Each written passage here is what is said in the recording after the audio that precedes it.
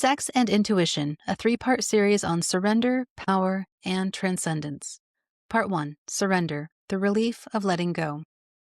We are rarely taught to think of sex as a form of intelligence. We are taught to think of it as chemistry, as desire, as danger, as morality, as performance, as pleasure, as risk, as rebellion, as romance, but not as wisdom. And yet, when I look back at my life, some of my most honest moments of intuition surfaced not in meditation or journaling, but in intimacy, the quiet signals of my body, in places where I overrode myself, in the places where I finally stopped. This series explores sex not as spectacle, but as a teacher. In part 1, I begin with surrender because that is where my own journey began. Surrender was not initially a spiritual practice for me. It was a relief. It was a way to quiet a mind that would not stop spinning during a divorce while parenting two small children while holding together a life that felt constantly on the verge of unraveling. It was the first time I consciously connected sex to my overall well-being, not as validation, but as regulation. In part 2, I will explore power, what shifted when I began asking not, do they want me, but do I want this? When I stopped equating surrender with worth and started understanding sovereignty as the foundation of desire. And in part 3, I will write about transcendence, not the dramatic kind we're sold, but the quiet coherence that becomes possible when power and surrender are no longer opposites, but partners. This is not a series about technique. It is a series about the body as oracle, about the nervous system as compass, about sex as a threshold where intuition either whispers or is silenced. Before I understood power in sex, I understood surrender, not as devotion, not as mysticism, not even as confidence, but as relief.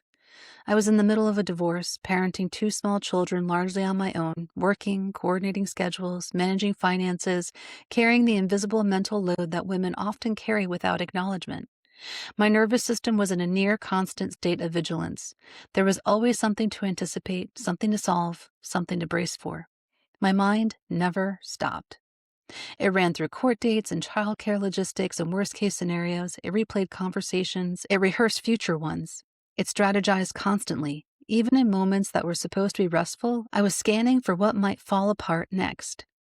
And somewhere inside that season of relentless responsibility, I discovered that surrender gave me a break. When I speak about surrender in sex, I'm not talking about disappearing. I'm not talking about being overpowered or diminished.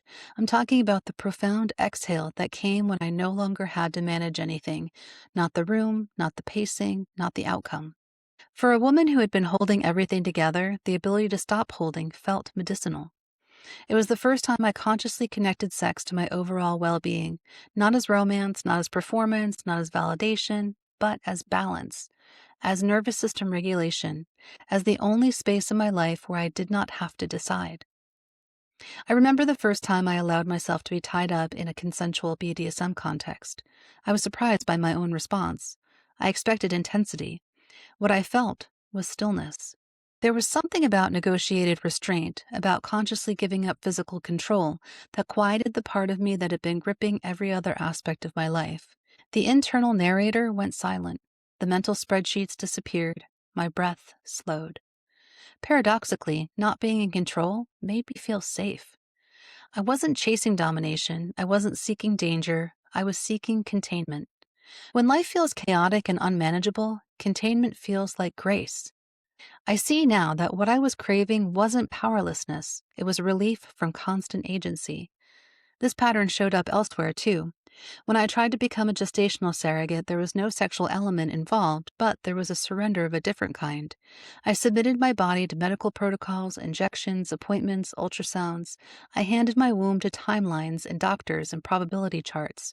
And at the time, I framed it as generosity, and it was generous. But it was also revealing. I was more comfortable yielding than directing, more practiced at offering than asserting. My body had become a place where other people's needs were welcome. In intimate relationships, and even at swinger parties, I noticed a similar tendency. I gravitated toward roles where I could respond rather than initiate, where I could soften into sensation rather than steer the experience, where I could relinquish control and let someone else carry the momentum. Part of this was people-pleasing. That is important to say clearly.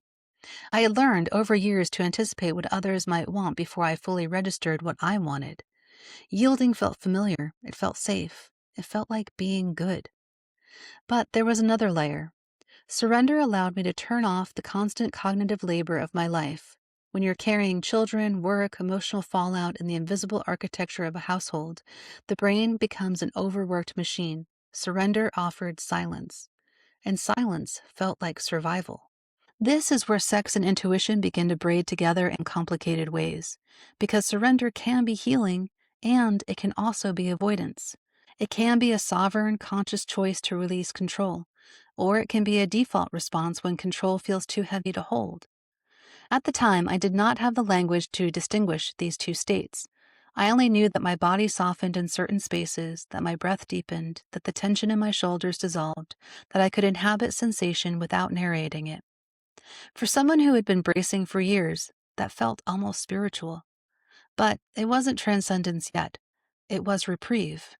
And reprieve is not small. Reprieve keeps you afloat when you are drowning. The question that intuition eventually asked me, the one that changed the trajectory of my relationship to sex, was this.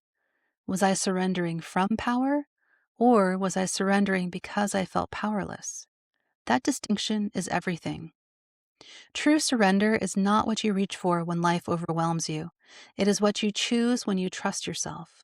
It requires the knowledge that you can reclaim control at any moment. It requires safety. It requires regulation.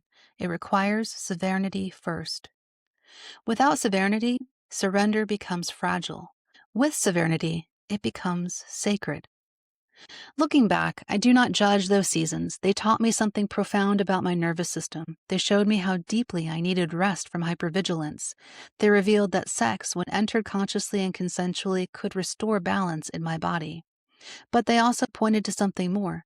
Surrender alone was not the whole story. It was the beginning.